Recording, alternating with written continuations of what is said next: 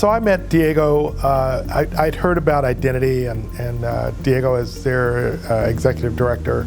In my work advocacy through the NAACP Parents Council and bringing parents on board, is that kept coming into contact with Diego through the school system. And so we started to talk and realize that there were a lot of common goals and interests that were in place already. And so we just started to build that relationship. And as we started to have work with the superintendent and the board and the recent equity initiatives that have been going forward, there just became a kind of an epiphany that we needed to come together in a coalition. It was clear as soon as we met that there was a lot of common ground in terms of the needs that we have both seen to advocate on behalf of our communities regarding education. Byron and I believe firmly that if we want our community to have a path forward, education is the conduit for that. There's no other conduit that even compares to the power of education. And Black and brown students have been faring the worst, for the past, since I have memory, in the system.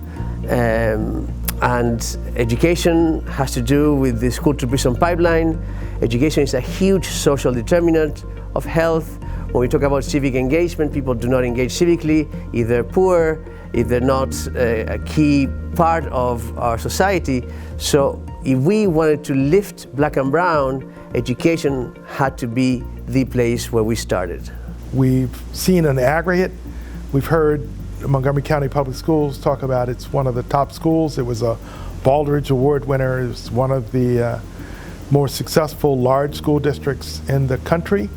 But as the superintendent and board started to provide the disaggregated data, what you see is what you see in the rest of the country, is that Black and brown students were not being served as effectively and were lagging their peers, not because of ability, but sometimes because of opportunity and the systemic obstacles that were being put in their way.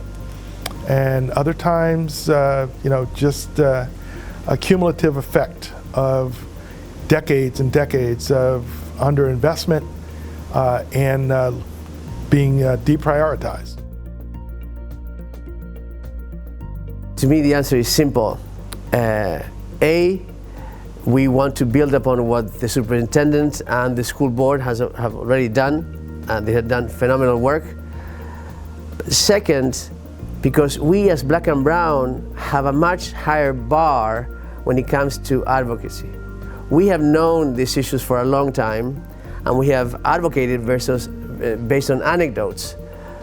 But the data that the school system has gathered is crystal clear and is unquestionable. So we are using this data in order to move forward an agenda that no one can question. Those three are certainly not the only issues. We have numerous areas from preschool right through all the elementary grades. There's numerous things to address. But these are three irrefutable facts that have been put forward that are foundational. Correcting these will not solve all of it, but they will move in the right direction for all of the district and all of the schools. This became a moment when, through our relationship and through the data that was put forward about the impact on African American and Black and brown and Latino students, that those groups of students on average were clearly not being served as effectively. So together we have a much better chance of moving what has been intractable. It's been unmovable for 40 years.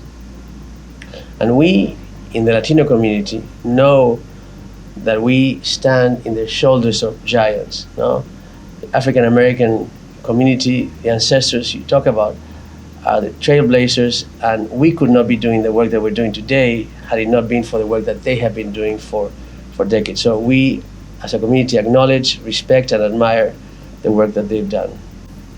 Well, I know that is certainly appreciated by the people from the generations that have fought this fight, and I think ultimately we coming together and starting to get beyond the distrust and some of the individual feelings about historical contributions.